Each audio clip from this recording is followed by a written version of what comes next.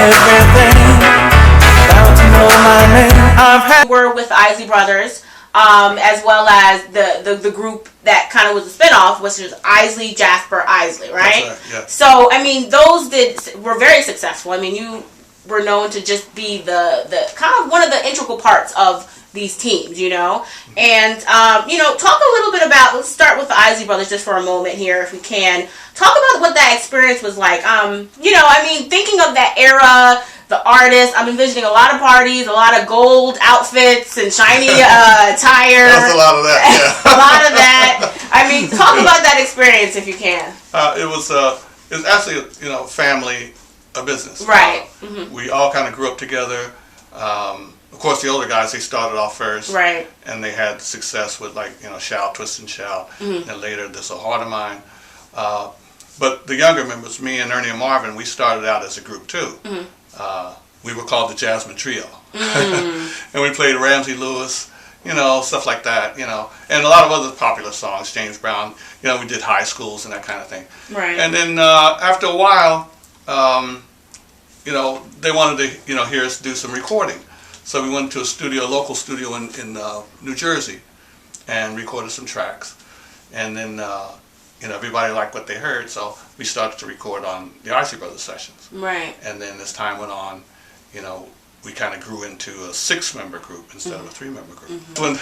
That's when the gold and all the other outfits and they started to come out. So who started that trend? Because when I look at those pictures, I mean, I'm seeing you doing a lot of things with the outfits. So, oh yeah, the outfits. I mean, do you feel like you were the one that kind of led the trends off of that? Because I think I don't know who the first one was. You know, between Earth, Wind and Fire, the Commodores, and right. We were always kind of. Was there like a competition, underlying competition? It was always a competition, yeah.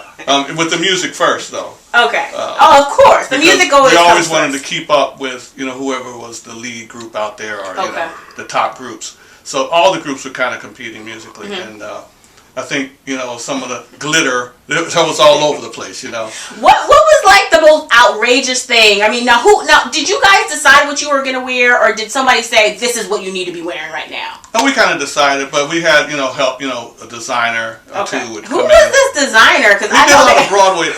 What was his name? Maybe I'll think of it as an interview. I think Bernard was his first name.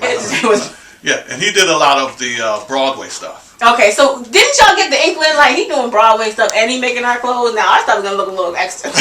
Between the Sheets? Yeah. Well, actually, Ernie had the original, like, chord progression thing going. Okay. And then, you know, I came in after that and, you know, did the bridge and, you know, part of the melody. And I actually coined the phrase, Between the Sheets. Okay. And then, you know, the song kind of built from there. And it didn't have an ending, so I put an ending on it, you know, which is the last part, you know.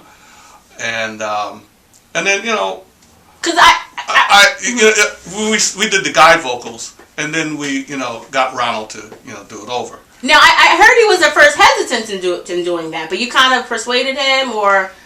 Ron, he was hesitant with a lot of new things, you know. Okay. And why was that? Why do you feel that was? I don't know.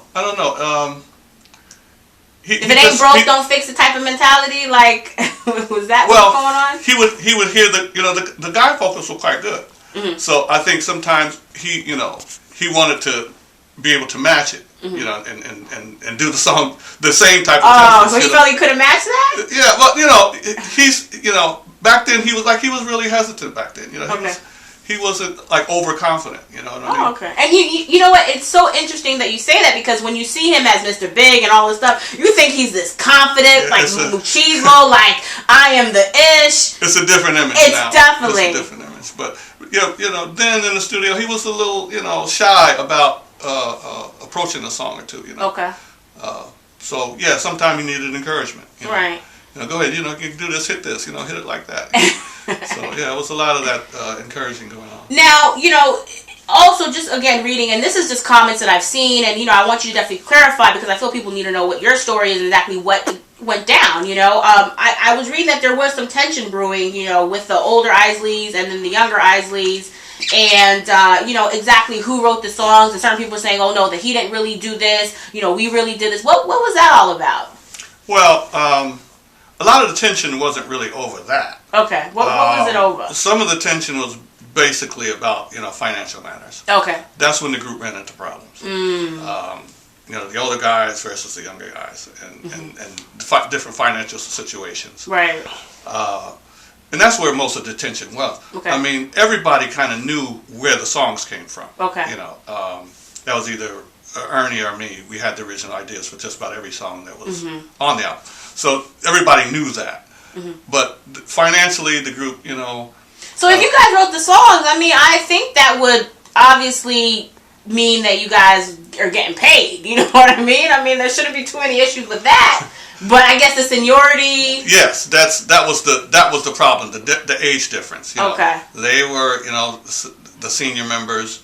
They started the group, and I think there was, I don't know, a feeling that they might have had that they were entitled, to certain things that maybe they shouldn't have been entitled to. Right. So. But now, I mean, I know that you guys received like a Lifetime Achievement Award, and there's been a lot of great, highlights that you guys have had over the years. Yeah. Has all that essentially been squashed now, or is there still a little bit of tension?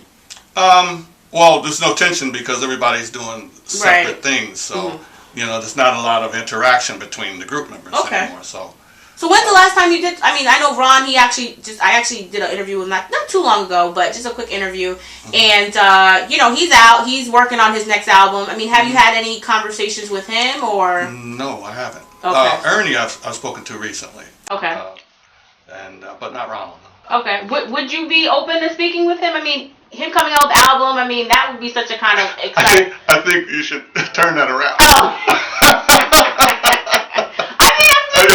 I'm just saying, I've been, doing my own thing for a long time. Right, you have, yeah. So, I mean, I think that would be on him, Okay.